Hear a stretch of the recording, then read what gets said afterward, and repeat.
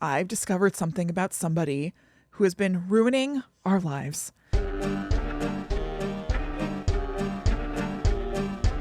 Hello, welcome to Guide to the Unknown. I'm Kristen. And I'm her little brother, William. And this week we are doing something a little different. We are going off regular topic because it's my birthday this weekend. Ow! Ouch! Ow! Stop hurting me. You're hurting me! Please. Hey, you know what? I realized I have a rare opportunity here. Oh. I bought all these party hats. Oh, yeah. I had bought them to make our party skull. Oh, that's right. I don't know if these noisemakers make any noise. Yeah. Let's see. Yes. There we go. Partly it lost its voice at the end of that one. You know what? The spirit is there. Yes. So that's really all that matters. The spirit is willing. Yeah. The body may not be. It's your birthday. You deserve to make a little noise. Happy birthday, Krissy. Thank you very much. And we instituted a tradition last year that on our birthdays, we can talk about whatever the hell we want, whether it's on topic or not. I don't remember doing it last year. Did we? Last year is when we did A Tale of Two Toms. No kidding. It's been a year already? Yep. Oh, happy birthday to that episode. Yeah, that's an episode where we talked about an episode of The Real Housewives of New York.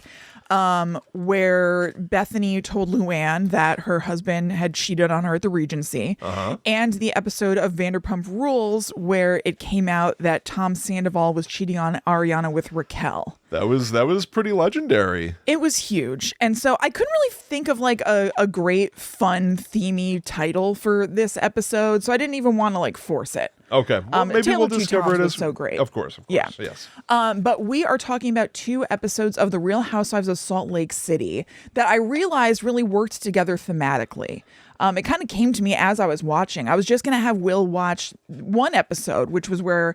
I almost got away with just one. It's an episode where a SWAT team descends on the ladies. That is pretty crazy. Yes. And the entire episode is almost framed. What did I write down? I wrote down it was almost like a whodunit. Where none of them are actually suspects. Yeah, totally. Everyone starts turning a side eye to each other suspiciously. Like, yes, someone must have turned her in. Yeah, totally.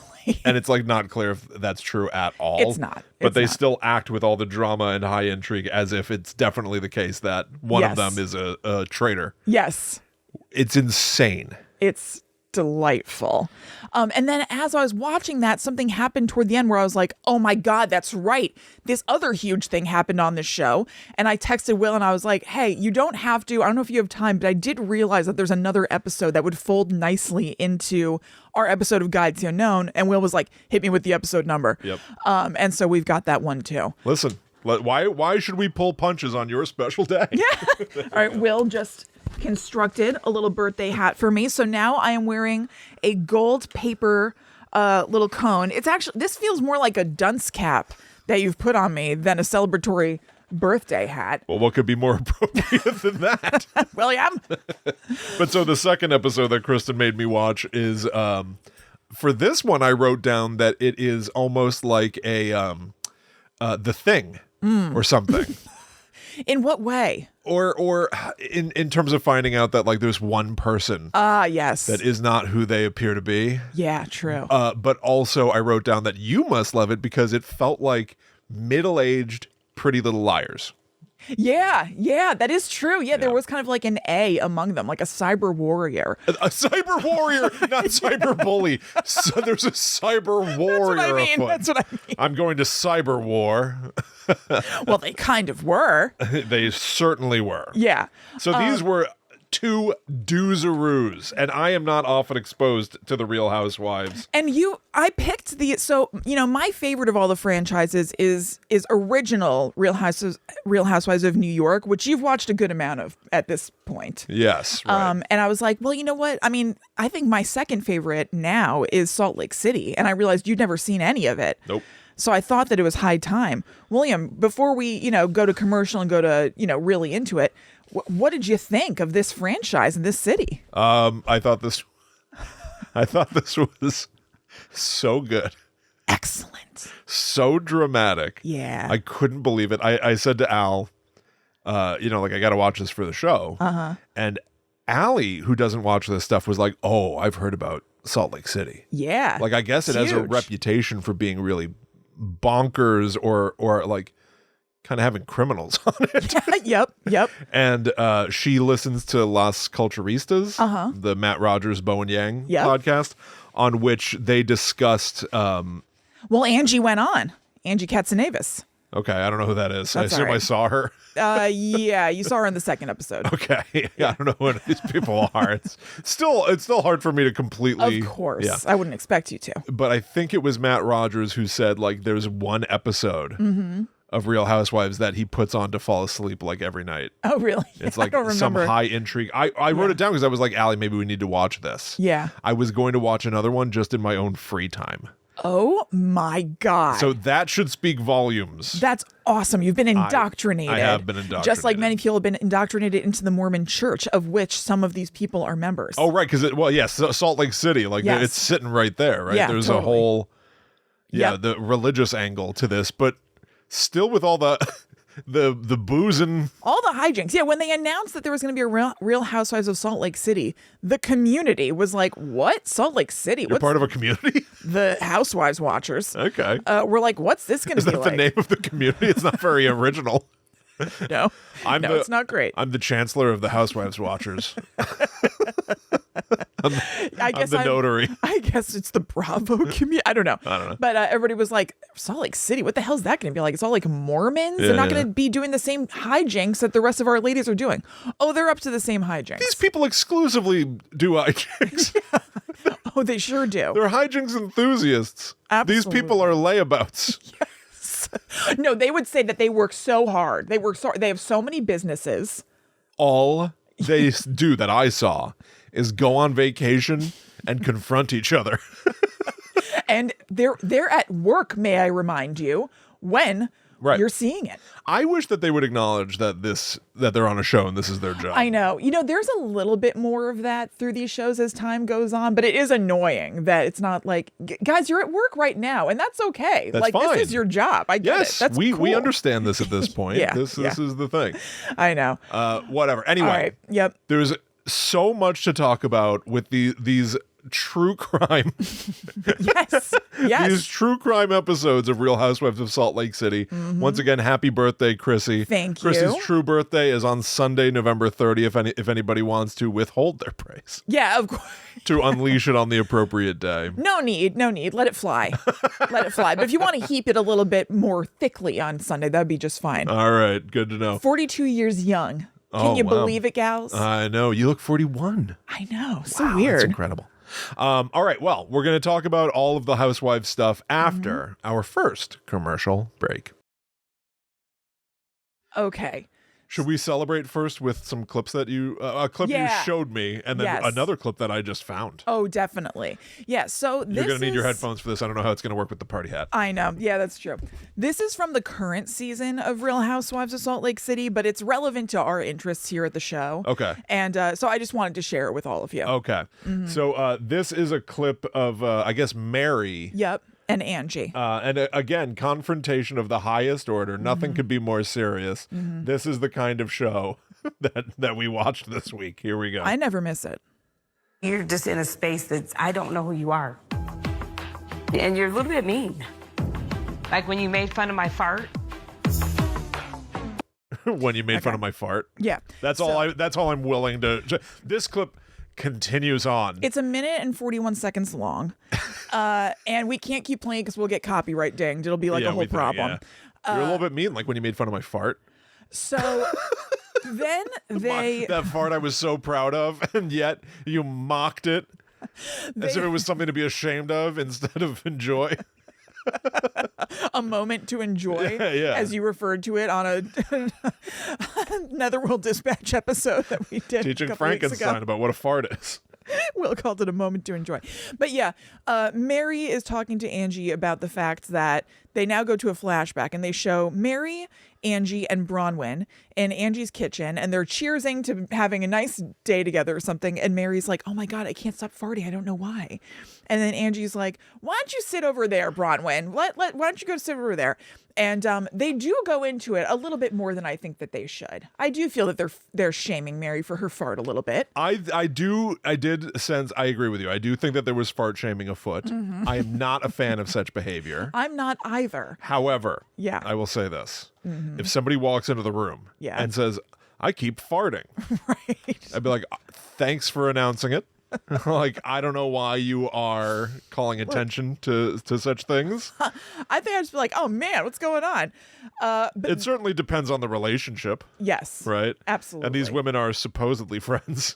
Mary and Angie seem to be quite close in real life. And then here's the thing that's so confounding and great about this scene is that Mary, even though she admitted and said, oh, I keep farting. Yes, then it was not nice that Angie and Bronwyn keep going like, okay, why don't you sit over there, Mary? Keep your distance or whatever. Mary's like, you keep making fun of my fart when it was actually your dog that farted. Yes. Your dog's stinking up the whole house, but you're pretending like it's my fart. And I don't know why you don't know my fart from your dog's fart. Yes, this clip is like, if you did a drinking game with this clip and took a sip every time they said the word fart. Yeah. I mean, boy, oh boy, you'd have a party going on. Yeah, you'd be in big trouble. This clip is insane. The Crazy. amount of zero self-awareness or humility about farting and shame over farting. And then she goes like, you've probably farted. I probably smelled your farts. You don't know if I've smelled your farts. It's like, oh boy. Yeah. You guys are going way too far. Yes. Yep. Way too far. All right. Absolutely. Now I found a second clip. Great. Okay. Great. It turns out there was a second shooter. A second pooter. A second tutor.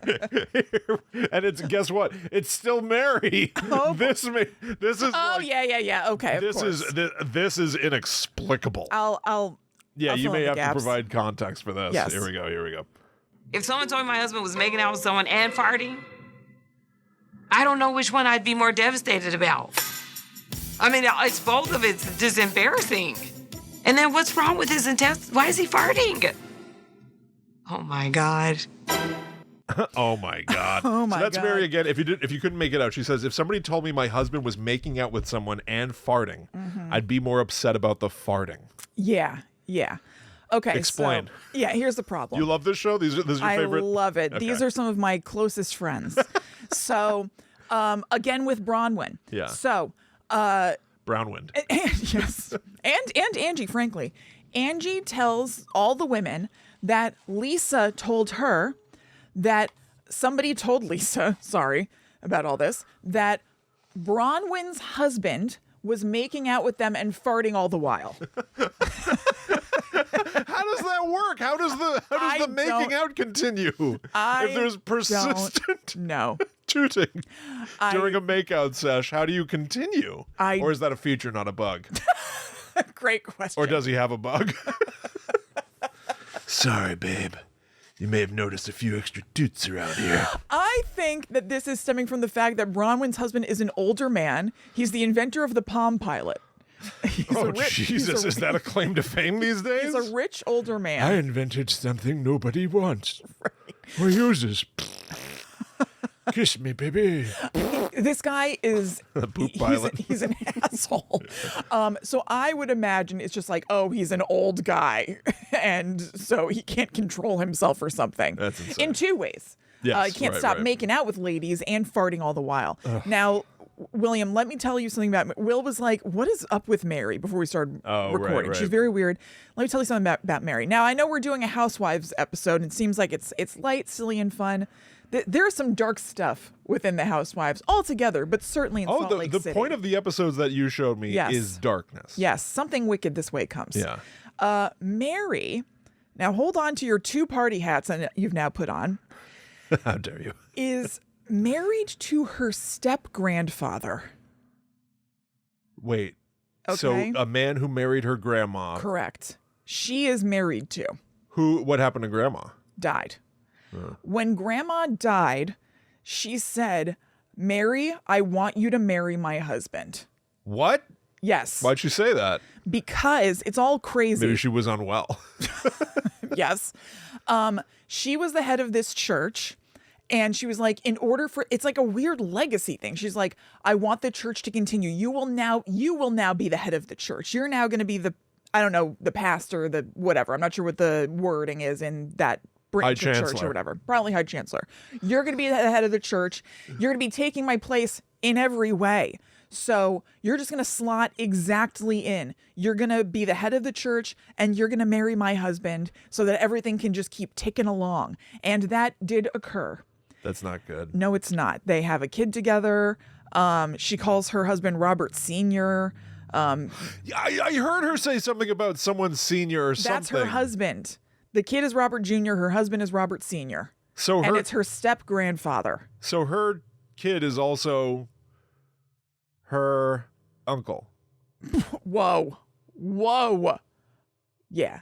Because it's her grandpa's son, but not her dad. Her son is not her own father. No, correct. I think we can confirm. So her son is her uncle. Correct. Yeah.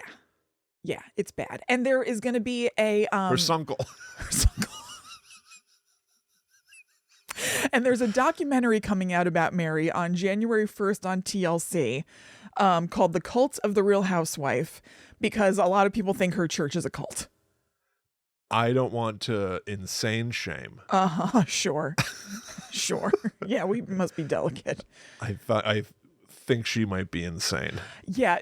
Mary has had a real arc on this show because, like, people were like, oh, she's so kooky and weird. And also like, oh my God, she's married to her grandpa. What the hell is going on? Basically, when this show debuted, I would say that was like the headline. There's a woman on this show who's married to her grandpa. Was like, whoa, what's going on? That Andy Cohen knows how to get the ratings. Sure does. Is he a crook? A lot of people don't like him. Yeah. I don't know. Crook, but there's a lot of debate about him and like I don't mean in a legal sense. No, I know, but like exploiting women kind of thing. But at the same time, they are putting themselves on the show and do seem to be enjoying being on the show. Is he showing the worst side of women? But at the same time, should we not be able to show all sides of ourselves as he's like enticing the rich and lazy with a spotlight and more money? Yeah. That doesn't mean that they're doing it completely of their own free will. You know what I mean? Like, of course they are. Of course they are. Yeah. But I mean, like, it's almost entrapment. I don't know what I think about it. I know that I love it. Yeah, I know and so I don't know. If anything, I'm part of the problem. I know that it's probably not good in a societal This shit looks like what I love it. they like do in the Capitol in the Hunger Games. Yes, very much so. This is sick. Yeah. And yet here I am, gobbling it up like a little piggy. I know. I saw you with a fork and spoon. Yeah. One in each hand, just moving it. Oh, forever. But where was I going with with Mary's arc? Yeah. So yeah, at first we were like, whoa, Mary, she's crazy. She says crazy things. It's kind of fun. Then Mary got like extra dark. They dug into the cult stuff for a little while on the show. She left the show for a little while and then she came back. She sucked. She was like not participating. It's like, what's this woman even doing here? Yeah, why like, are you here? They would seriously go places on a Sprinter van, as you saw, and she wouldn't even get off the van. And it was just like, what is Mary doing here? This is so ridiculous. And I don't know. She came back with a new lease on life, and the last 2 seasons it's been like, you know what? I know Mary's probably up to no good. She's fun. She's doing this fart stuff. Like, I'm having... She's got her fart act. I hate to tell you, I'm having fun with Mary. She's taking again. the fart act on the road. Yeah. So... Yeah, I don't know. I got real... Yeah. Spooky vibes. Yeah, no, it's spooky stuff. Off of Mary. Something really seems broken there. Yes. Yeah. No, it's... Again, it is dark. I also don't... Her son is dealing with a ton of addiction issues. Well, that's horrible. Yeah, no, it's very sad. And she seems like she's, like, doing her best with that and kind of, like... I think she is serving him well as a mother. They've shown it on the show, which I know seems terrible, but like doesn't really feel as terrible as that sounds on the surface. Okay, that's fine.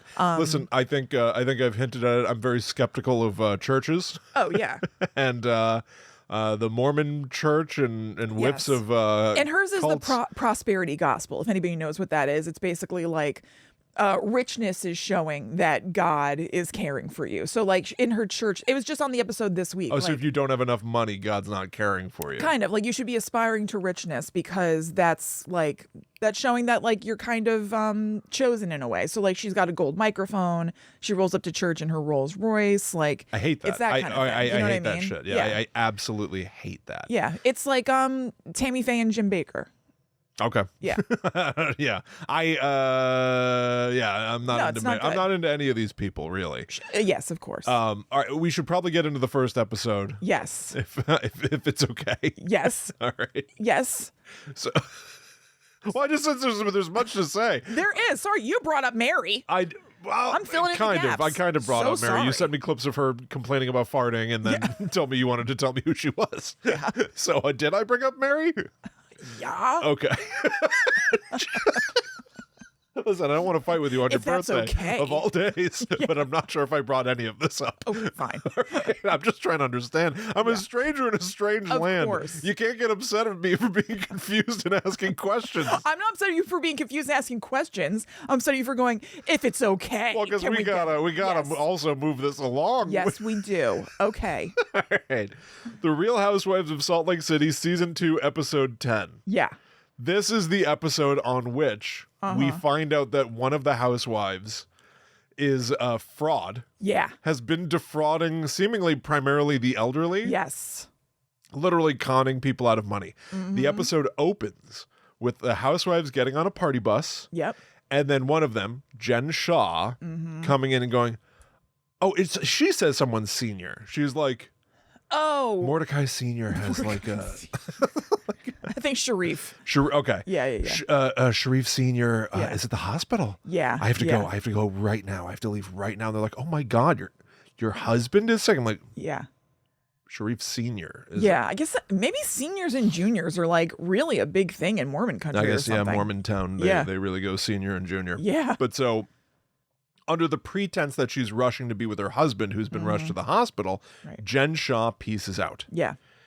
And then the SWAT team pulls up. Yes. Like actual SWAT team and Homeland Real Security. life. Yes. Now, there's a lot to be said about like, is reality TV real? Yeah, yeah. Is it fake or scenarios concocted? Right. I've never seen more real reality TV. Oh, yeah. It was really wild. Where like the producers are having to talk to the SWAT team. They're like, "Where's Jen Shaw? Was she here?"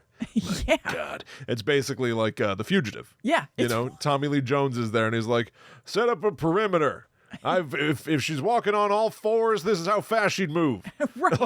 like preparing everything. It is wild. And so the women in the bus are just like, what's going on? At first they're like, it seems like they're trying to find her to protect her because they just can't even imagine that like anything is wrong, except for Whitney. Whitney, it seems like right away is like, no, they're here to get Jen. Right. Like they're not here to whisk her away for like witness protection. Like Right. Jen did something. Yes.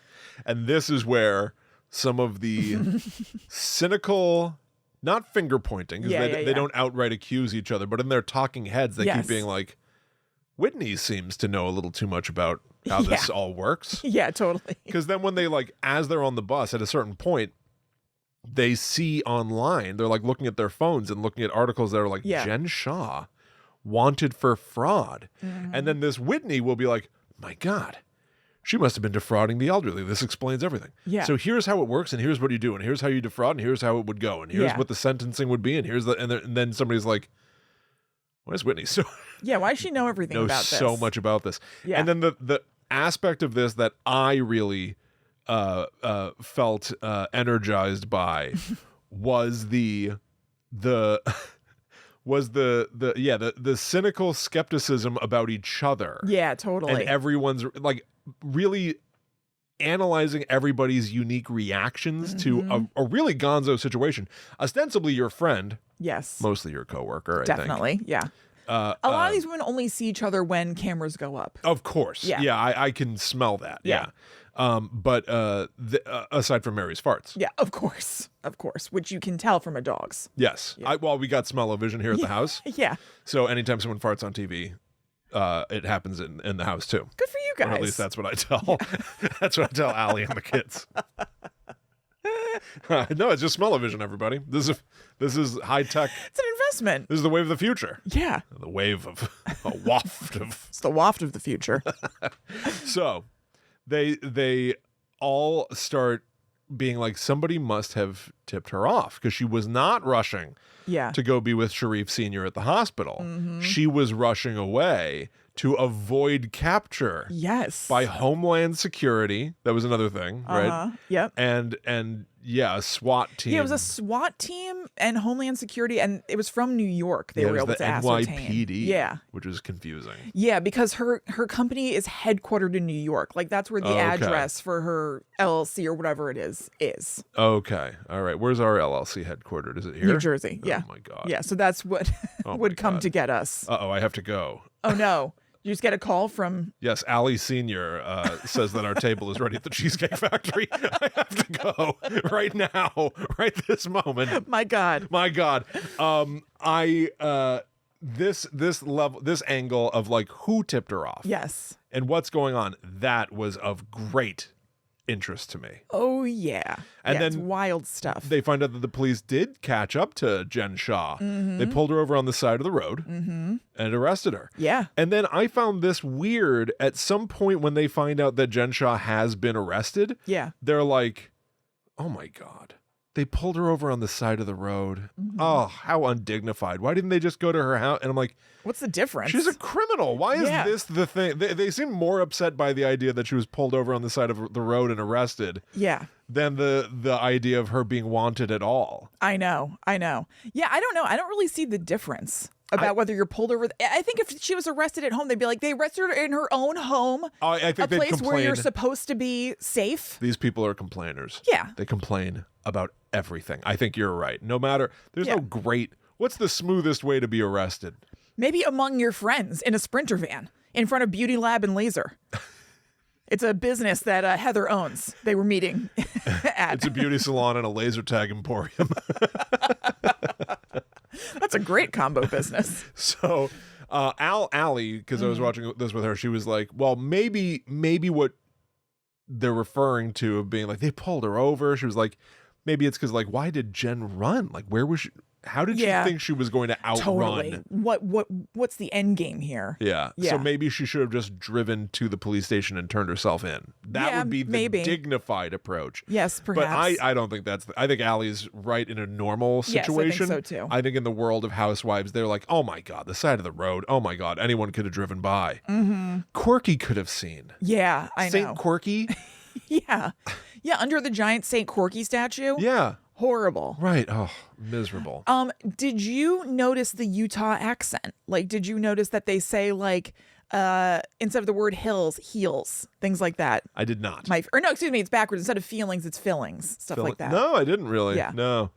Yeah, I didn't get a ton of, this is where it's like everything has become, this is like watching globalization in real time. I don't know what I expected out of Salt Lake City. Yeah. But these people are just as like handbags and high fashion. Yes. And like if you said that these people were from It's true. Yeah, you could kind of Florida or LA or Toledo. There are nuances when you watch all of these shows. You do get subtle flavors. How come you don't get like Real Housewives of like Evansville, North you kind Dakota? of do. I mean, you do get, there's Real Housewives of Potomac, and it's like, what the hell is that? It's like a suburb of DC. Potomac. Is that potatoes and mac and cheese? Our claim to fame. As long as it's a rich people place, you're good. Well, that's what I'm saying. You're right. Though, a rich people place. Like, why can't it be like Real Housewives of Deposit, New York, which is pretty much that's like a Jersey ghost Shore.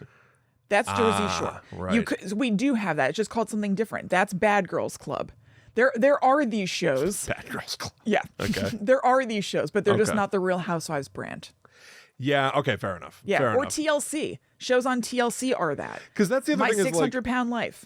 That's the Real Housewives of wherever they live. You know what I mean? Of Chinatown Buffet. Right. Whatever. Yeah. Sorry, I apologize. Yes.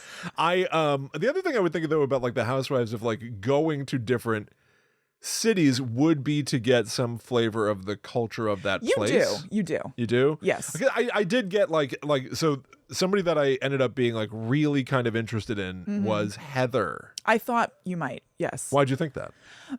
Because especially in the second episode, she acts as this sort of like narrator kind of person. Okay. And I feel like there was a flavor of that in the season 2 episode as well. Okay. You think I feel like a narrator? Well, no, but I feel like they kind of position her that way. Oh, okay. Sort of. Yeah, like, she kind of like felt like kind of in control. Yeah, But I also like she left the church or something. Yes, she did. Yeah. It was just like interesting. Like she just seemed there was an interestingly dynamic person, it felt to me. Anyway, point being, Jen Shah has been arrested, but these women are also on their way to an Airbnb up in Vale. Yeah. It's not an Airbnb. It's like a little mansion, I guess, that they rented for one of their many vacations. Yeah, they have like a butler. Yeah, they have a butler. Yeah. I did not like I did not like that they go to this rented house. Yeah. Right? And there's somebody to be like, welcome. Yeah. Welcome to the abode. Yes. The Winston Abodes here in Vale or whatever the hell. But then there's somebody they're like, here's your little friend that we've hired. This is going to be the person that helps you all weekend. Right. And it's a lady in a cowboy hat. I've never seen someone look more uncomfortable to be in a cowboy hat. She did not look like she belonged in a cowboy hat. Yeah. It was like it fell on her head and she didn't notice. Maybe that's her butler outfit. You know what I mean? Like Jeeves has to wear that little like penguin suit, and that's the equivalent. Right. Yes. Yeah, yes. that sucks. That's her uniform. The American butler is just someone in a cowboy hat. That sucks. Yeah, it was just a little bit weird. What did you think of Lisa Barlow? That was one who was calling all of her lawyers from the Sprinter van after Jen got arrested. So I thought she was suspicious, and I did not. I didn't like her. Yeah, I don't like Lisa Barlow. Like her one bit. Yeah. She because somebody else as being like, why does Whitney know so much about how this crime works? And they're like, why is Lisa on the phone with so many lawyers? Yeah. And she's quite ridiculous. I felt that Lisa was acting as if she was implicated in the crimes. Oh, interesting. Yeah, because it is weird to all of a sudden your friend is getting arrested and now you're calling a million lawyers. That is weird. Yes. Yeah, I can see that. Yes, she did not. She was not acting like somebody who was someone innocent. Yes, who was content with their innocence. She also might be like almost like a hypochondriac. Like, I associate with all these people. Yeah. So their problems may be bound to become my problems. I don't know. That. I think it is that. But I was just like, this person, and she was just very irritating. Yeah, totally. Yeah. Yeah. Now she has been sued a number of times since for different things, just like business related, like borrowing money and not returning it or whatever. Okay. But yeah, she doesn't have anything to do with Jen stuff. Yeah, I don't know. She just was like, listen, all of these people are attention grabbers. And they'll get you. Yeah, all these people are like folks that I would not want to be around because they're just going to tell you about their day and what's been hard for them. And they're just not going to shut up. You know, I think that Whitney and Heather actually might not be like that. They seemed the most normal. Yeah, I think they're a little bit more grounded. I think I like them the most as people out of the whole cast. I agree with you there too. But being on that bus with them was like a locked room mystery. Yeah, totally. Which the premise of which is like somebody was killed in a locked room. How did it happen? Or more to the point, like almost like and then there were none, kind of like we are all stranded in this place, so one of us must be the killer. And the answer is it's none of you. It's none of you. The FBI. You're all self-obsessed. Yeah. The FBI has been watching her for months to a year or something. Yes. And now they've just compiled enough stuff that they could go get her. It's really as simple as that. They don't need the mole, if anything, was her assistant steward who turned on her. Oh, is that what happened? Actually, I'm a little bit wrong. His name is Stewart? Yeah, Stewart. Oh, okay. All right. He ended up turning on her. He ended up, like, once they were both arrested, he ended up flipping or whatever. But no, they were just tracking them. Yeah, right, exactly. And Jen Shah is still presently in jail, I looked up. Yes. Yeah. Yeah, she's getting out in August 2026. Is she going to be back on this show? No. Is she going to be on TV? I have no idea, but Andy Cohen has said he hopes he never sees her again. What? Yeah, I mean, he's disgusted. I think Andy Cohen. I buy it. Really? He seems, I don't know. I guess, listen, he's not. I feel like that's a big statement. He's not wanting for material. No. Is he in charge of this franchise? What's the deal here? I don't really know. He's like he used to be some big up guy in Bravo. And now I think that he is basically like the host of Watch What Happens Live and almost just kind of like the face of all this stuff. He like stepped back from a lot of things. He's like Vince McMahon. Kind of, yeah. Right? Yeah. Like we're Vince McMahon from Wrestling Worlds. Mm-hmm. Yeah. From WWE. Yeah. Wrestling Worlds. Yes. And yes. you. He was literally the CEO. Right. But also started getting a taste for the spotlight. Mm-hmm. And so started putting himself in the storylines, became a wrestler himself. Right. Andy Cohen as the ringleader or something. Yeah, yeah. I don't know. I like Andy. God help me, I do. Okay. Yeah, he hosts all the reunions and he hosts Watch What Happens Live. He used to have more of an executive like decision maker role, and if I remember correctly, he doesn't actually have that anymore. Okay. He comes off in a way where I would not be shocked if some claims of exploitation. Oh yes. Came out about him or something, right? Like I just would not be shocked. There's been a lot of smoke. I'm not mudslinging or anything. Yeah. I don't know anything, but he just does not seem to me somebody completely on the up and up. Yeah, there's been a lot of like rumors of stuff like that. Okay, but yeah. Okay, there are. At some point in the show, and by the way, she's in jail with Elizabeth Holmes of Theranos. Oh, really? And Ghislaine Maxwell just got transferred into that jail. Are you kidding me? No. Yeah. I knew that Ghislaine Maxwell was getting some sort of a sweetheart deal. Yeah. As of late, and is like, basically at a place where you do like finger painting and sit on pillows or whatever. Yeah, it's a jail in Texas. Which is a complete miscarriage of justice. Yes, of course. Why is Jen Shaw at that I don't know. prison? I don't know. And she's had her sentence reduced twice. So that's why she's getting out in next August. This is all dark. This totally. is that's a very dark world of like the rich and mighty who pay for their crimes by going to some place where they basically just have to like, I don't get to go to Sardi's or whatever it is that they want to do. Whatever the Salt Lake City version of Sardi's is. Sardi's is this like really old school restaurant in New York that like people go to after Broadway shows and stuff. I don't even know why I thought of Sardi's. Like Liza Minnelli like the 70s. I have no idea why that popped in there. That's your idea of opulence. That's my idea of opulence is going to in a big fur coat. Jesus, is that even still open? I bet it is. Yeah, it's just for like, the last remaining Bing Crosbys of the world. They'll close like as soon as the greatest generation is gone or whatever. Anyway, you can't go to Sardi's. Yeah, yeah. So you're not allowed to be in free society, but you're not wanting for much you can go either. to Club Fed. Yeah, exactly. Disgusting. Yeah. Repulsive. Yes, terrible. Repugnant. Yes, it's disgusting. What did you think of Meredith? Meredith was the one who went to their house in Vale first. They call her to fill her in about Jen Shaw. She's like, I'm not surprised. Or whatever. Very odd. Yeah, yeah. Very odd. The degree to which she's just like, okay, well, I'll see you when you get here. Yeah. I'm like acting as if nothing has changed. Meredith and Lisa are my least favorites. Which one's Lisa? The lawyers. Yeah. Lawyer Lisa. So Meredith is at the abode, and then Farting Mary comes over. Yeah, yeah. And Meredith is already in a bubble bath. Yes.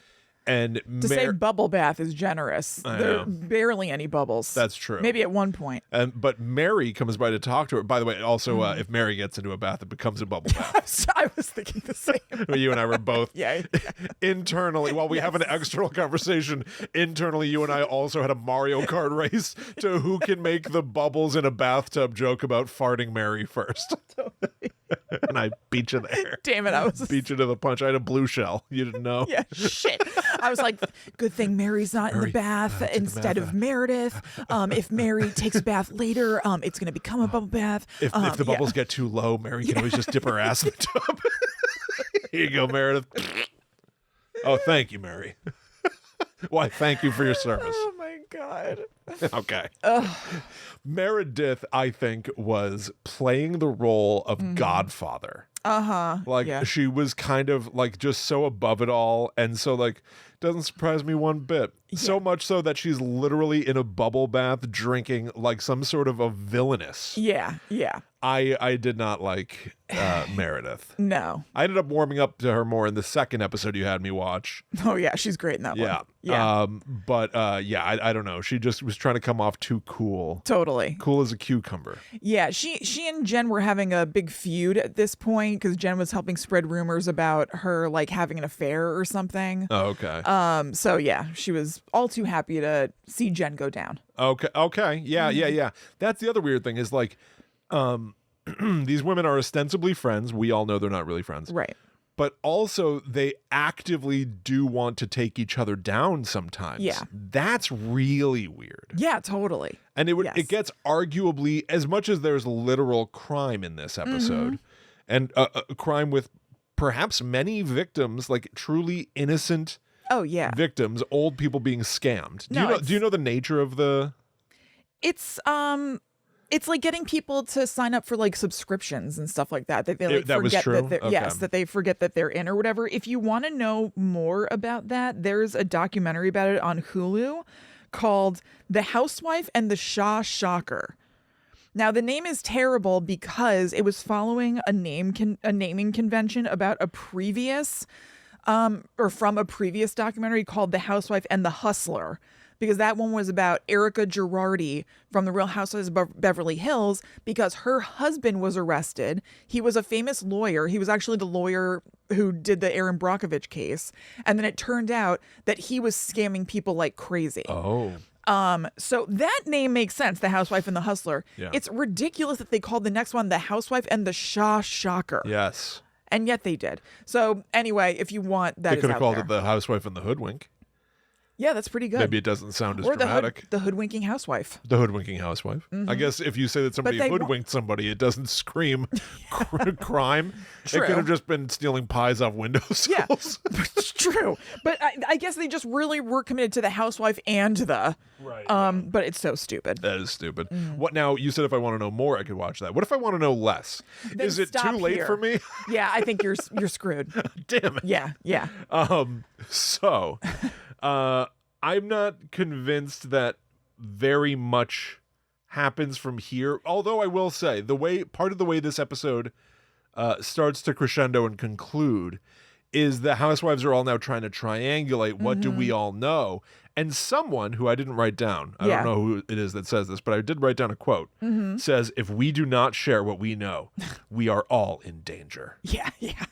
And that then was like, now it's turned into this idea that like the FBI, The walls are closing in. the walls are closing in, and there's like somebody's peeking in the window. Someone's going to pick off another victim or whatever. We've got to figure this out to catch who's doing this to us. Totally. And it's like, but that's not true. Like you guys No. have all fabricated. No, as long as you didn't do anything, then there's Right. nothing to worry about. You have such an inflated sense of self-importance. Yes. Jen Shaw was arrested for crimes, and you're all convinced it has something to do with you, each of you individually. Right. No, there's nothing. You are revealing more about yourself than you know. It's true. And also, there's kind of a little bombshell at the end of the episode, which is what reminded me about the next one that we're going to talk about, which is that Meredith said that Jen and her assistant and friend came into Meredith's store, because Meredith has like a clothing store, and her assistant stole a bag.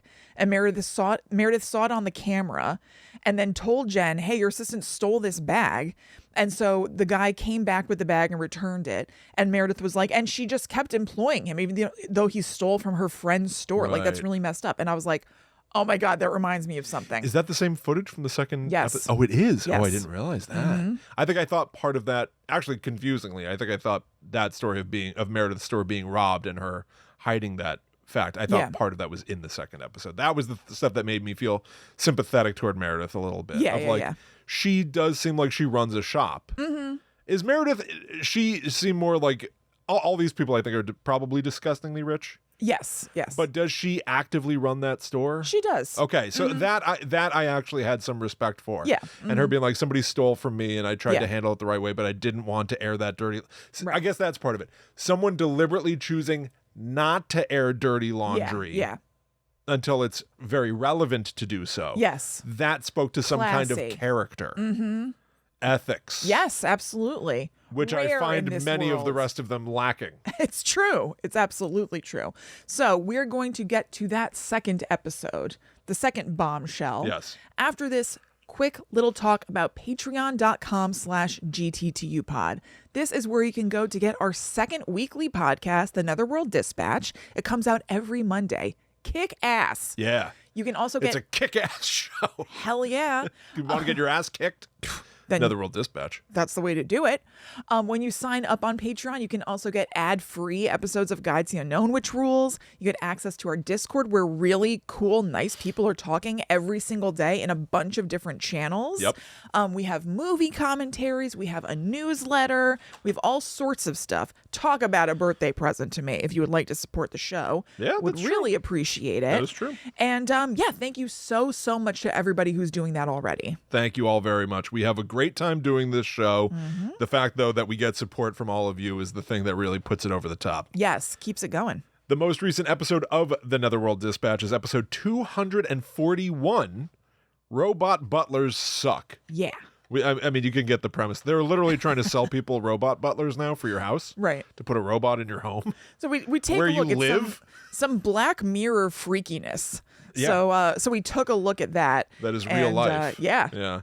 But then also confusingly, we do a sharp pivot to try to cover Thanksgiving. Yes. Because it's the episode before Thanksgiving, you know. Of course. So and this episode comes out on Black Friday. If you are still in that Thanksgiving mindset and mood, there's a dose of that at the end of the episode. Yeah. But quite frankly, we struggle to find anything fun to do in our realm regarding Thanksgiving. We did end up finding it. Yes, I do. I do think that we found a kernel of good. Yeah. Yes. Yeah. Now, we also have reviews that we like to read. Here's a lovely one from H. Mellis titled, "Not a fan of horror, but I love this show." Phew. Did I have you scared for a minute? You did. Woo! You did. I was shaking in my boots. I do love stories of the paranormal and cryptids, but what I'm really here for is the banter. I always smile when I listen to the show, and I feel like I want to hang out with these two. 5 stars. That's nice. Thank you so much. Thank you for hanging out with us. Yes. In audio form every week. I'm Yes. so glad you like the show, even though you don't like horror stuff. That's great. Yep. And you're in great company. A lot of people feel that way. Yes, and I couldn't be more appreciative of that fact. Yeah, me too. Like it's one thing to I love doing the show. If it turned out that people were like, I'm here for the cryptid stuff, man, I hate the banter. Yeah. That yeah. would be a huge problem for this show. It'd be a surprise that they were listening. Yes, I Yeah. listen every week. And I hate it when they go off topic or make jokes Yeah. or talk about farting for minutes on end. I'm only here for the facts. Big problems. Yeah. Big problems would arise. Oh, definitely. So thank you. If you also enjoy the show, if you would like to leave us a review, you can write a review on Apple Podcasts. You can also leave us stars on Spotify. At present, we have not solved our Spotify issues, but if you click the Spotify link from scaryfun.fun, that is the feed that we're hoping to be the feed that is maintained. Yes. Yeah. So that is where you should leave your stars. All right. I think that's it. Yeah. I think that's all the business. Yep. All So right. how about one more commercial break? God, I hope it's for like birthday cakes, Oh, yeah. Candles. birthday candles. At present, I'm putting on, to show you how serious I am about your birthday, Yeah. I'm putting on a third party hat. Wow. All what for a you. look. Is that uncomfortable under your chin? Yeah, it Or is doesn't it feel okay? great. Yeah. You ever see those videos where somebody puts a bunch of rubber bands around a watermelon and they see how many it takes to explode? I'm going to do that with Yeah, party you be hats. careful. By the end of this episode, I will be dead. No, it's the worst birthday present ever. All right, everybody. Enjoy these commercials. We'll see you on the other side. Okay, we're back. So, Yeah, the other episode now. yeah, high drama. Yeah, I would say higher drama. I think so too. Now, that first episode, another comparative that I had for that first episode, they kept putting up timestamps. Yes. Like which makes sense. It's police drama. Like, at this time, the police came here. At this time, they raided her house. And I was like, this is like 24. Yeah. And then in this next episode, they're on vacation again, this time in Bermuda. Yes. There are some different housewives. Obviously, Jen Shaw is in the slammer. Yeah. But also, like, somebody named Jenny who didn't seem to understand what was going on. Yeah, she was just sitting around that bus eating Cheetos being like, what? Totally. This is crazy. She was only on for one season. She was fired for putting up anti-Black Lives Matter posts on Facebook. Whoa. Yes. This. No. The rich. Yeah. Eat them. Yeah. Anyway. But yeah, we have the addition of Angie Katsunavis, who I mentioned earlier. Okay. She is a star. Now she is like one of the favorite housewives. Really? Yes. And we have Monica. Okay. I think Monica. Yeah. Monica is hugely important. Of course. So, all right. This episode is framed like, boy, I don't have a direct one-to-one. It's almost like an episode of Lost or something. Yeah. Because like on a beach. They're in Bermuda. They're on the beach, but like it opens at the conclusion of the episode, and then they have a flashback because it's Heather being like, she goes, "There's something I need to tell you. It's big, and it's not good." And then they do big thunderclap. God. And then at some point she goes, they're only speaking, they're not telling us who yet. They say, "She has plotted and profited from our lives and pain." Yep. And so you get the idea that now, again, locked room mystery. It's like Knives Out. Yes. Someone in the Bermuda mansions has profited off of their lives in pain. Their lives in pain. Yeah. And then the episode goes like, yep, 8 hours earlier. So and we're just like, yes, you don't know which one of them is the killer. Yeah, totally. Ostensibly. It's like, how is this reality show formatted like some sort of a thriller? Yeah.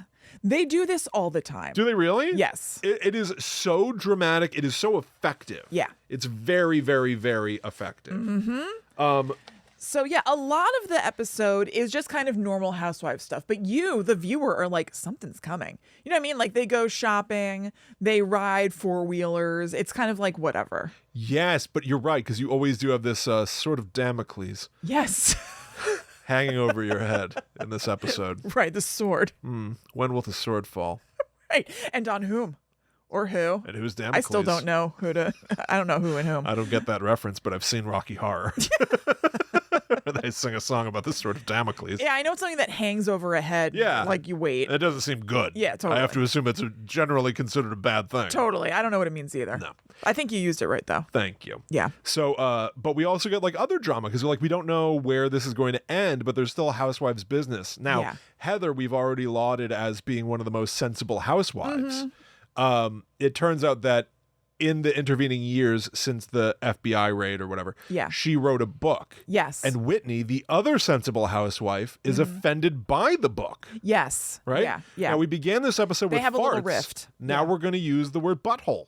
Yes, that's right. Yeah, because Heather in her book writes about the fact that Whitney had her take some boudoir photos for her husband. Now, boudoir is French for butt. Yeah.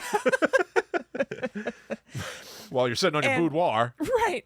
And I guess in the book she wrote, she photographed her from like, I don't know. What did she say said like exactly? Front to back or something like that. Yeah. But then Whitney's like, you didn't have to write in the book that you took pictures of my butthole. Yeah. And then Heather goes, I would never use the word butthole. And I'm like, well, gotcha. Yeah. Because on camera, you just said it. Yes, you she may did. be trying to refute the point, but you said it. Yeah, because they show Heather reading from her book. Right. And she does say butthole. Oh, she does? Or no, I thought that was what you were saying. No, I missed it. She says the word butthole on camera by refuting that she used the word butthole. She has to say it. Okay, because honestly, when I was watching she should have said I would never use the B word. Oh, okay. When I was watching it, I was like, wait, did she just say butthole when she was reading? And I didn't go back, so I thought maybe you had just caught it. I don't think so. Okay, gotcha. But that really ends up having nothing to do with anything. Yeah, no, they'd been close for a long time. They found out that they were cousins. It's like very removed, though. It's one of those things where like they did 23andMe. Well, Mary was married to her grandpa. Exactly. I assume all these people are related. Well, no, seriously, in Mormonism, so many people are related. There's like a lot of like high up the tree, but like essentially like inbreeding. Yeah. So like a ton of people in the Mormon culture related. So they are cousins, but it's not like first cousins or whatever. And they've been like close for a long time, but then they have this like rift for like 1 or 2 seasons. They're now back and good. I don't like to reference Harry Potter anymore, but Yeah. it's like the Magic Society or whatever. It's like it's such a small community that everyone is related, and like that's why Harry has like one of his feet is a hand. He's like very, very inbred. It's exactly that. Is exactly why. Everyone knows that, totally. right? He has to wear one shoe and one glove. Yeah, he has another eye behind his ear. Yeah, Exactly. totally. They don't call it out all the time, but it's true. Yeah, we all just know. He says he has a tail, but it's actually just the thing is around the back. You just got to go around the corner. Yeah. It's where fudge is made, and it's where you also do other stuff. Yeah. Let's just say that milk lemonade around the corner. Fudge is made should be milk lemonade is around the corner. Where fudge is made. Where the fudge is made. The dark truth about Harry Potter. That no one talks about. No one ever talks about it, but that's we talk about the other dark truth. Canon and a fact. Yes. But yeah, they're basically just hitting this like riff thing all season. Right. Yeah. Yeah. So yeah, total red herring. Mm-hmm. One of them is not the culprit by the end. Nope. Also, I thought this was amusing because during their perpetual Barbie dream house life, at some point somebody brings out a fleet of scooters for them. Yes. And they have to ride scooters, and one of them almost plows into the bus on a scooter. And the man who's in charge of getting these maniacs in control goes, "You got to get used to this before you hit the road." And she goes, "Well, yeah, because I'll die." And he goes, "Yeah, you will." Right. No, for real. You got to figure this out. Yeah. Like the stakes are actually there that you people might be so incompetent. Yeah. You might die. Yes. In this episode. This isn't a joke. Another red herring. Yeah. Perhaps. They just keep ratcheting up the stakes, though, just giving us that tension. Mm-hmm. And I'm sitting and there Mary taking isn't notes. here. Yeah, no Mary. Yeah, I don't know. She farted so hard she blasted off. They had to take her off the airplane because she repressurized the cabin. I don't know how cabins work. Either or. So here's where the real drama starts to dial in. There's a phone call placed to Heather, who is not on camera at the moment, but her mic is on. Yeah. This also happens often. Yeah. A little skeptical. Of course. But the producers, when they hear Heather take this phone call and go like, "What? Yeah. What are you telling me? Are you serious?" Yeah. No. She goes, I'm shaking. I'm shaking right now. I know. She's like, I'm physically shaking.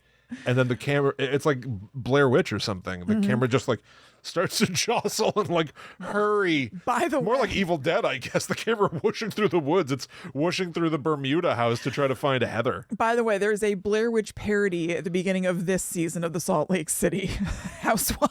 Why didn't you have me watch that? That sounds great. It's not even too much of anything, but they go camping and they're doing a whole found footage Blair Witch thing. Okay. Yeah. I did think of another Blair Witch episode, possibly. Oh, really? Yeah. Okay. The parodies. I have the Blair Thumb. Oh, okay. I think now technically I think we've already watched the Blair Thumb. Yeah. But there's also the Bogus Witch Project, which is Pauly Shore. I think we watched part of that on the Netherworld Dispatch. Shit. Yeah. Okay, fine. Yeah. Fine. How do they parody the Blair Witch? They go camping somewhere and they get lost in the woods, and it starts with them like it's all like black and white found footage, them filming themselves and being lost and be like, wait, where do we go? What's going on? I think there's even a stick man. No kidding. Yeah. Oh yeah. wow. Okay. I have it written down with like timestamps in one of our things. Oh, okay, very good. Yeah, thank God you didn't have me watch that. Well, whatever.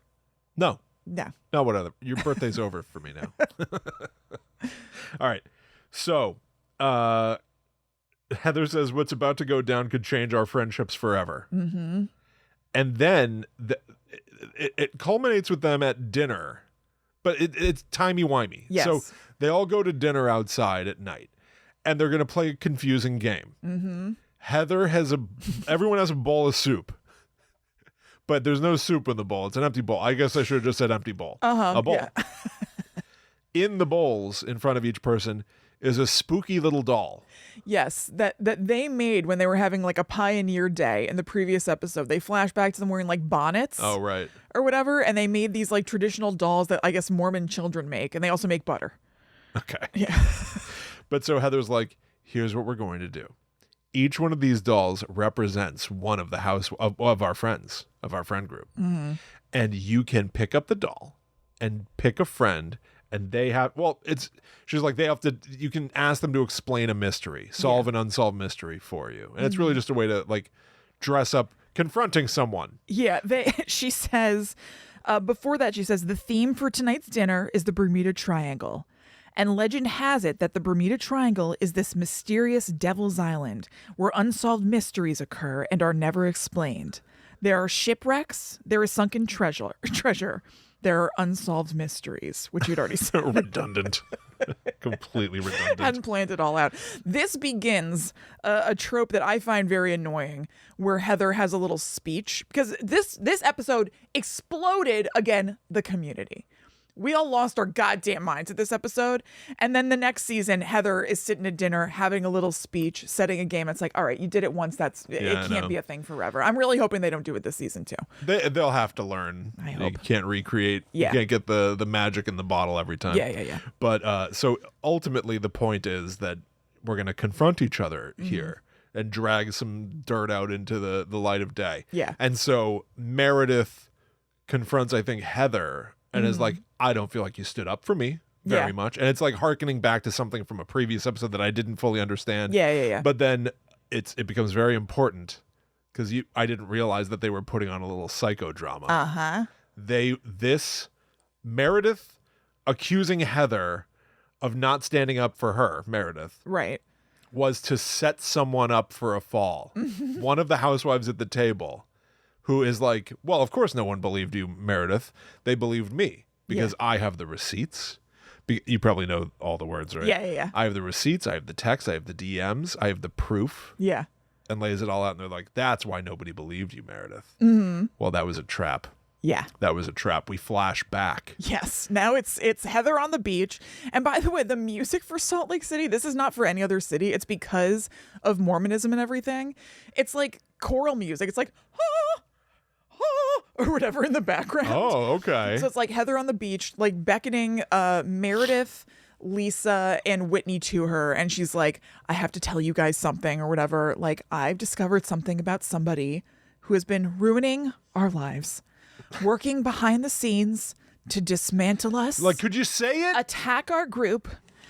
Break us from the inside out for years. Yeah. And whatever. And they're like, what's going on? And she's like, somebody among us is not who they say they are. And they're like, okay, I'm getting really freaked out now. Now you're really starting to freak me out and stuff. Can you just say it?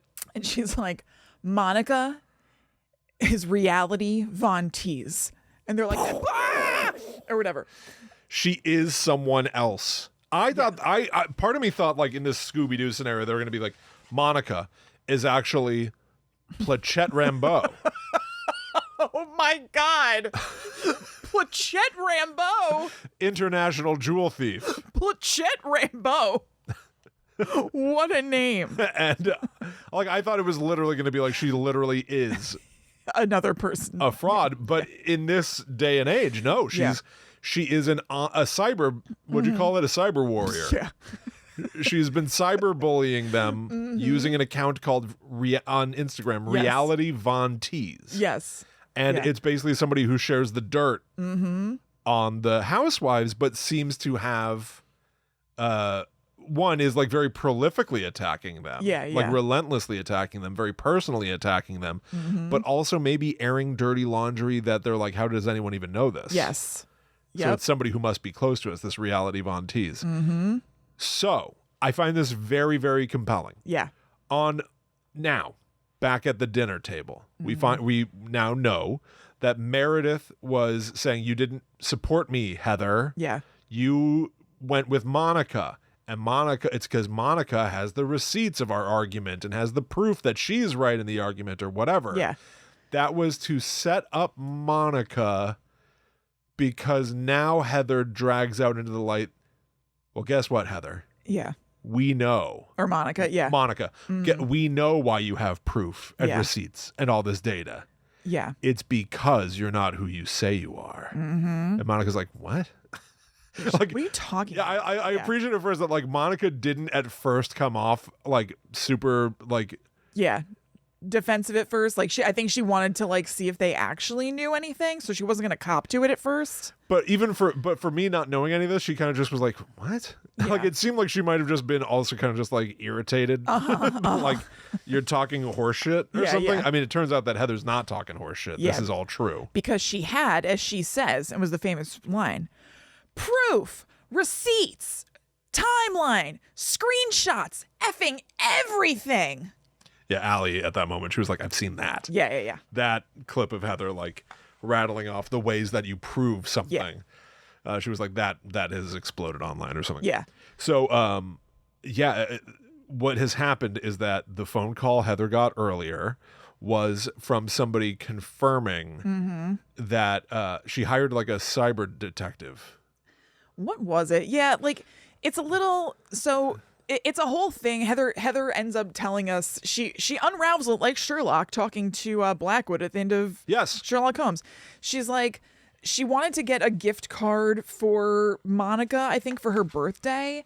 And so she goes into her system at Beauty Lab and Laser and discovers that there are actually 3 Monica Garcias already in the Beauty Lab system. Okay. And that they like, I might not get this exactly right, but the essence is the same. They like all owe a bunch of money to Beauty Lab. Yeah. And she's like, oh, Monica's been coming in under different names before she actually joined the show and like just racked up bills. And so actually she owes me a bunch of money. Like, I didn't know that. That's kind of creepy. And, then kind of separately, Heather talks to her hairdresser or makeup artist or something named Tanisha, who is friends with Monica, again, separately. And Tanisha tells her, hey, actually, also Monica ran this Instagram account called Reality Von Tease. Now, was this a known thing that was ever discussed on the show, that they were kind of being hounded by this? No, but I mean, you just know that there are accounts like this. They hadn't discussed the account Reality Von Tease specifically. Okay, but that's good at least, because I was like, because then the meta problem is, what's the likelihood? Of cyber warriors getting it's real. Getting hired on the TV show. I mean, it's got to be a 1,000,000-to-1 shot to get placed on a TV show like this. Yeah. What are the odds that the cyber bully is the one picked? So part of the reason that she was that's one of the things too that I'm like, Andy Garcia or whatever his name is. Andy Cohen. Andy Cohen. Yeah. It's like, did he know that he was hiring a bully? I don't think so. Really?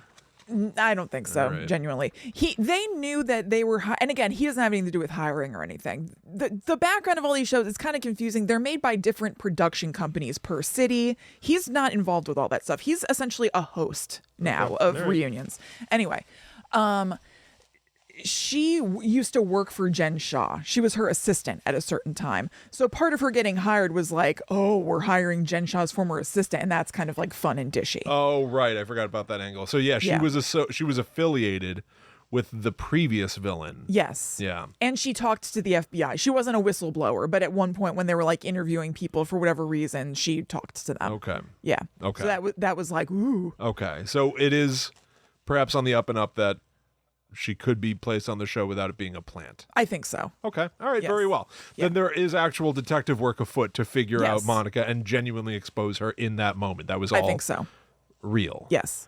Okay. That's very interesting then, because I had this running thing in my head of like, well, how much this feels like it has such potential to have been contrived. I think there are things about it that are contrived. I think that Heather, being on the phone and being like, are you kidding me? Yeah. And being like, get out of here. I think that that's kind of contrived. Like she wants that on camera, wants to be like, get out of here. But I think what's happening is kind of true. Yes. Okay. All right. Yeah. Very interesting. Because it is fascinating that somebody at the table, for as much as I'm kind of poking fun at, like, they're acting like it's a whodunit and blah, blah, blah, blah, blah, blah, blah. There actually is somebody that they've been traveling with, that they've been spending time with. Yes. That is secretly a former bully. No, I think it's all for real. Yeah. That's crazy that happened. Yeah. No, there was a whole fervor about how, like, how did Bravo not do more background research? How'd they not dig this up? And it's just like, I don't know. Right. Yeah. And then Monica's even like, what you're saying is not entirely true. Mm-hmm. And then somebody goes, what does that mean? It's not entirely true. And Monica goes, it means that it's partially true. Okay.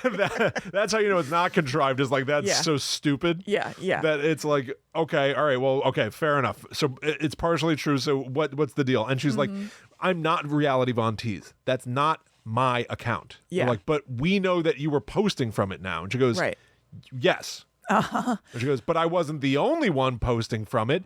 And then Monica just starts throwing her other conspirators under the, she's like, it's Tanisha's account. Tanisha set it up. Yeah. I just used it. Yeah. To do everything you're accusing me. Like, that's so in the weeds. Yes. Who cares who set it up? We certainly care that there are other people that are in on this as well. Right. But the fact that it's not you alone doing it does not absolve you of having done it. No, and then you're hanging out with these people. I mean, it's crazy. Yes, and now you are arguably as much a celebrity as the people that you were demonizing and stuff. It's like, this really is cuckoo. It is wild stuff. I found it pretty fascinating. Yeah. And I love that you watched this. I loved this, Kristen. Excellent. I really did. I love that they keep being like, Monica is not our friend. She's not really our friend. Mm-hmm. It's just like, that's how like kids talk. I know. That's like how children speak. Yep. She was pretending to be our friend. Yeah. Okay. Yep. It's all a little bit much, but it did. She uses information as a weapon. Yeah. They said that as well. And then somebody crying went, I'm so tired of people trying to hurt us. Oh, I know. Oh, also a really great meme came from this when they were on the beach. Do you happen to remember seeing old Calvin Klein ads? Does this ring a bell to you, basically? Is this good to you? No. Okay, there used to be old 90s. It's like Itchy the Killer. Itchy the Killer? You know what that is? No. It's a Japanese horror movie that I refuse to watch because it looks really gnarly, but it's like Itchy the Killer is like cut open from ear to ear. Oh, okay. Well, this circulated a lot when this episode came out 2 years ago. While they're on the beach, the wind is blowing. They're all freaking out. Meredith is wearing a gauzy scarf. She's like, I'm really freaking out right now or whatever. And the wind is blowing across her face. And somebody made a CK Calvin Klein ad from that. And it's wonderful. It did seem dead on. It did seem like a very inconvenient time to be trying to film. The wind was so aggressive. It's so funny. Everyone constantly had to push the hair out of their face this entire evening. Yeah. Just in meme world, I couldn't find the exact meme, so I was very frustrated. But there was a moment where in a previous season where Mary was on the phone calling a motel. Actually, it was Trixie Mattel's motel, if anybody knows who that is. She's an awesome drag queen that they were going to. And Mary's calling them and asking if they have Dom Perignon or something. And they're like, no. And on the phone, they say something and she's like, what? And people were making it into memes of being like Sydney talking to Ghostface. And it's this one down here. I couldn't find the exact one, which I was frustrated by. But I thought it was so funny. It's her on the phone and then her eyes kind of bugging out. Yeah, those eyes are like a superpower. Yeah, totally. The reactions out of all these people are very unbelievable. Yeah. And wild. But Monica in particular goes on the offensive so hardcore where she just starts being like, you fake plastic bitch. Once she realizes that she's cornered. She's cornered, she's caught dead to rights. Yes. It's like being locked in a room with Jason Voorhees. Yes, totally. She goes nuts. The Reality Von Teese within her comes out to play. Yeah. As she starts to very venomously attack each one of them for being fake, you're a bench warmer, you're a phony, all this, it's just oh, okay. If you were trying to at any point say well, the Reality Von Teese is not me, I didn't do that, okay, it wasn't just me or whatever, you have just so so crazily exposed how nasty you are. Yes. As a person, and the venom or the animosity within you towards all these people. Like really wild stuff. Really showed her ass. Explosive. Yes. And then Heather kind of caps things off, and I find it annoying. I understand her point. She's like, but let me tell you something about our friend group. Yeah. We've been together for years. We all stick together. And that's something that you'll never understand. You'll never have this kind of friendship and love. And she's like, we've been through these kind of things before. We always stick together. And she starts making this point about how like they never want to live in fear again because they used to have to live in fear of Jen Shaw. And you had yes. You hadn't seen this because it was the previous season. But she's like, we had to do this before. We used to have to live under a shroud of lies. I went on a book tour covering for her. I told everybody that Jen didn't give me a black eye when she did. And then everybody's like, yeah, because it was the first time that she had admitted it had been a year-long plus lie that everybody knew. I went to the doctor once, and my doctor and I talked about this. You gotta get a new doctor. She quit. To be on a Housewives show. Real Housewives of Franklin, New Jersey. Like, that sucks. Okay. Actually, the Housewives of New Jersey do live in Franklin Lakes. No kidding. Yeah. Wow. Yeah. But anyway, so yeah, the previous season. Franklin Lakes. Yeah. That sucks. I vacationed at the Franklin Lakes. What goes on there? Nothing. No, not much. The previous season, Heather and Jen Shaw were like hanging out one night. The next morning, Heather wakes up with a giant shiner and just tells everybody, I don't remember when it happened because they were all drunk the night before, but everybody's like, okay, she and Jen Shaw went into a room. The next day she comes out with a black eye. I wonder what happened. But Heather just for a year was like, I don't remember. We have no idea. And so this was the big reveal of her saying, indeed, Jen Shaw gave me the black eye. It's the darndest thing. It's a great big mystery. Yeah. Listen, that is horrible. No, it's terrible. This was an irrelevant time to reveal that information when it was already an emotionally charged. Well, here's the thing. They can feel when the season finale is. If they don't outright know we're filming the season finale tonight. That's interesting. Yeah. That's a very good point. Mm-hmm. I was like, this is superfluous. No, it's season finale stuff. Okay. Yeah. All right. This is a crazy world. It's totally nuts. A crazy world full of crazy It's people. so weird because it's a mix of, it's really not all fake, but it's somewhat fake. It's like manufactured realness. It's weird. You and I have even said about doing this show. Yeah, totally. It feels different the moment you start recording. Mm-hmm. We talk to each other a little bit differently. Yeah. Everything is a little bit heightened. Yeah. Now, add on to that, they're sending us to Vail. Yeah. Right. And they go, we want have a butler and a cowboy hat. Yeah, exactly. And they're like, we want you to stand on this beach in Bermuda. silk, in silk robes, William, and you have to say, without ever saying the person's name, somebody who's been pulling the wool over your eyes. Yeah. Kristen, she's been against us from the very start. Yeah. There has been a secret villain, and I have determined that the villain is going to be revealed after this commercial break. Right. I'll tell you about the villain after I tell you about Swiffer Wetjet. Yeah. Like, they should do that on the show. They should. It should be like the Truman Show. Yeah, totally. Where, like, all of a sudden Laura Linney is just, like, talking about, like, Bosco. Well, there is product placement for their own products, like Vita Tequila. Lisa's tequila brand is popping up left and right and stuff, so kind of is the Truman Show. It'd be awesome if every time they drink it, they're like... They do kind of. That sometimes the people will be like, can you give... They'll be like mad at Lisa, so they'll be like, can you please give me Dos Equis instead of this crap or whatever? Oh, really? Yeah. Okay, very good. The last thing that I really have to say about this episode, I wrote this down because it was just so alien. Yeah. So in Monica trying to defend herself to say I'm not the only one, she may also out herself that she's not from this world. Yeah. She says this, Reality Von Teese was never one person, quote, there were several other humans involved. Yeah, what do you mean humans? Why are you saying it like that?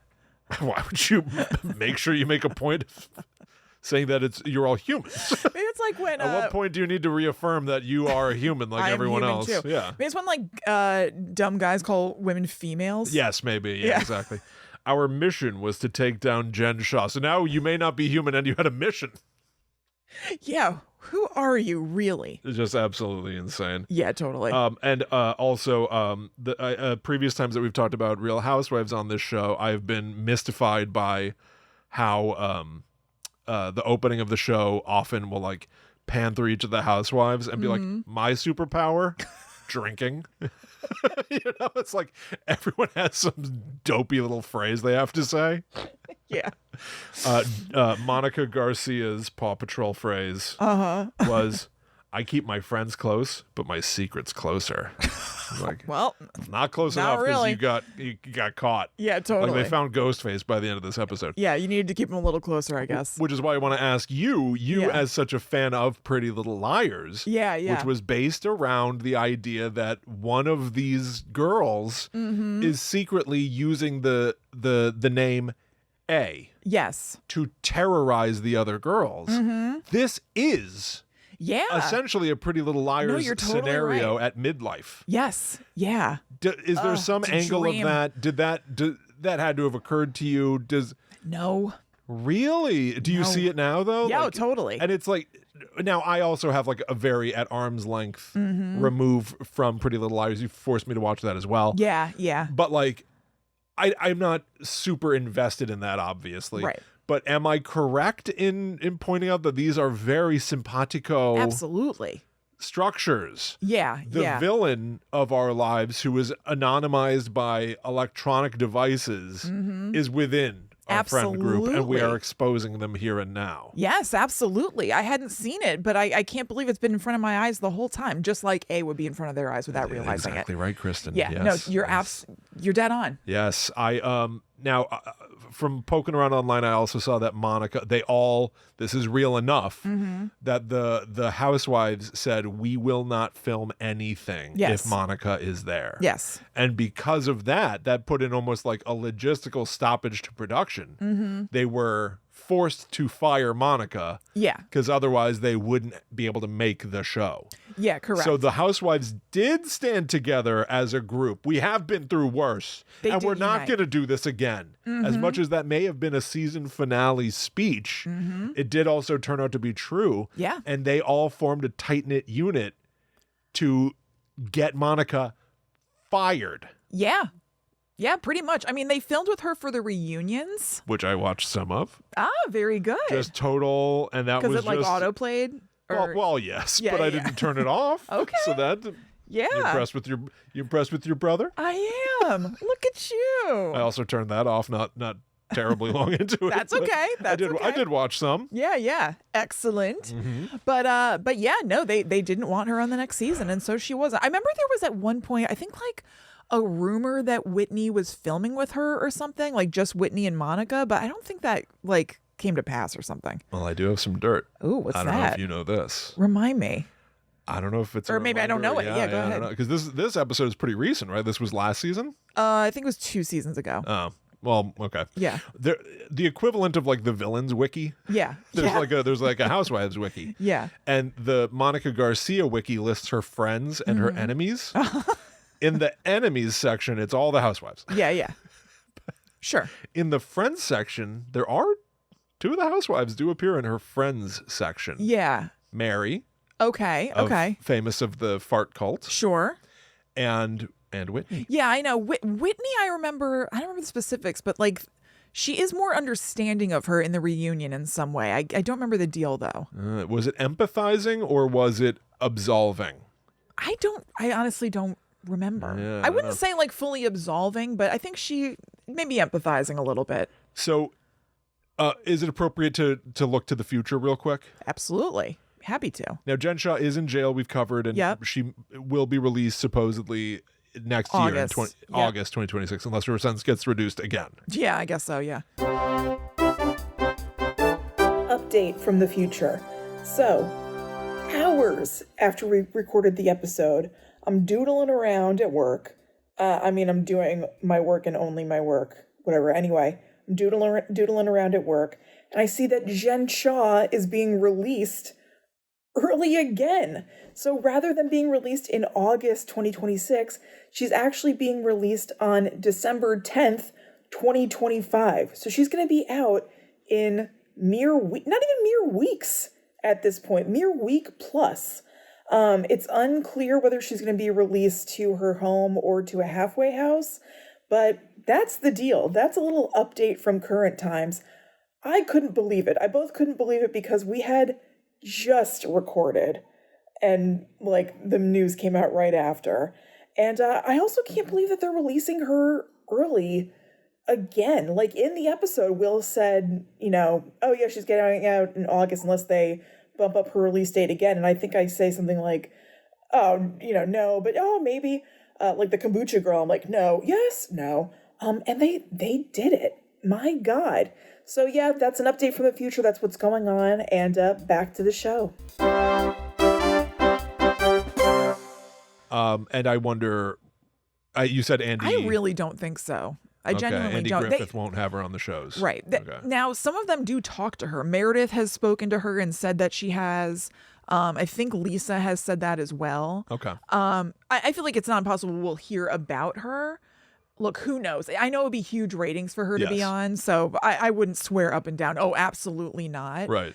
And as I said, Andy has said Andy doesn't have total control over this stuff, so yeah, true, right, yeah, who knows? But I don't know. I guess I wouldn't be shocked either way. And what's the Monica? Yeah. Monica Garcia. Has she appeared on anything since? No, I don't think so. No, she hasn't. Okay, and if 2 years have gone by, it may be too late for it to be relevant at all anymore. Definitely. So she's totally done. Definitely. No, Jen, I would say, hangs as a specter a little bit, like because she was such a big part of the show for years. Okay. Well, I guess was it just 2 years? I guess it was. If she was on for 3 seasons. Okay. It was such a big deal. Yeah.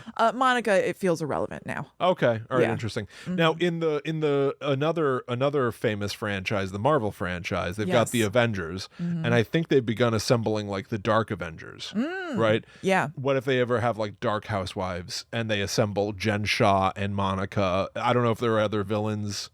Yeah. And then or maybe they start teasing that. Comedian Ray Sani has said this is warped in the past few years into a true crime franchise. There are arrests and all kinds of things throughout the cities. That doesn't surprise me. Yeah. But maybe they can start to like tease like the return of like Dorit. Oh, well, no, Dorit is evergreen. Oh, okay. Yeah. Who am I thinking of? Who'd you try to protect me from? Dorinda. Dorinda. Yeah.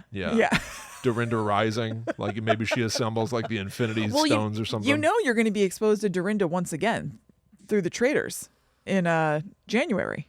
Oh, she's in she wasn't already in the Traitors? She was, and she was voted off first, and they're bringing her back. Oh. William hates Dorinda.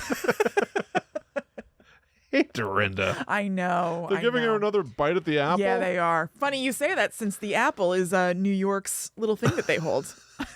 That's so stupid. That is like one of the cheesiest parts, that they always have to be holding some stupid little thing. I know. The Salt Lake City ones, they're holding a snowflake. I know. It's rough in some places. Do they even hold anything in New Jersey? I'm trying to remember. It ages them. I'm not sure. To do this. It's everyone so dated. Standing holding a thing. That feels elderly. What, the holding of the thing? Yeah, I don't know why. That's sort of like, there's something like a little like Golden Girls-ish about like. I just think it looks dated. Really? I don't know if it feels elderly. Maybe I am thinking more dated, but in being dated, it makes you feel old. Yeah, I guess that's true. Yeah, whatever. Yeah, totally. Well, we did it. Yeah, we did it. Is there anything else to say? It's your William. birthday, of course. You can continue if you'd like to. I'll leave if you want to. Just keep going. I can go if you want to just keep talking about. Of course, there's always more to say, but no, I think we can leave it here. Okay. I feel like we've really, discovered everything that we can about these 2 episodes. And are you satisfied? Did we plumb the depths? I think so. As much as you hoped to. Yeah, I think so. I greatly enjoyed these episodes. Oh, good. And I'm very glad to hear that. It almost feels like it's my birthday again for having good. such treats before me. Oh, I'm so glad. I'm so glad you've been to Salt Lake City now. So you've been to many of the cities, not all, but yeah, many. well, I'm well traveled. Yeah. Well, thank you all for listening. Don't worry, we're going to be back next week to talk about weird esoteric stuff again, because we're going to be going to Twin Peaks. That's right. We're Real Housewives traveling of Twin yet Peaks. Again. Yeah. That's right. We're talking about the first 8 episodes of season 3 if you'd like to watch and be on the same page as us. We'll start spoiler free as we always do. Yep. But that's next week on the show. Follow at GTTU Pod to keep up to date with everything that we're working on. Go to patreon.com/GTTU Pod if you would like to, 1, support us. Yep. But 2, also get access to all kinds of additional stuff, ad-free episodes of this show, the Discord community, and of course, the Netherworld Dispatch, which is full of exclusive episodes unavailable to the public. Yep. They're It's all yours. An exclusive club. Yeah, it's very, very cool. You'll feel like you are vacationing in Vail. It's true. Oh my God. You'll get to live this exclusive life that 99% of people do not get to enjoy. Yeah, yeah. The 1%ers of the podcast listening audience. Of course, the Real House people of the Netherworld. Yeah, totally. That's us. Yep. You can also follow us individually. Yep. I'm at Chillin' Kristen. That's where you should be directing your happy birthdays on November 30th, Sunday, or right this very second. Happy birthday, Krissy. Thank you very much. I'm at The Myth Traveler. So we will be back next week as we travel to the mystical world of Twin Peaks. But until that time comes, we must travel. Back to the Netherworld go we.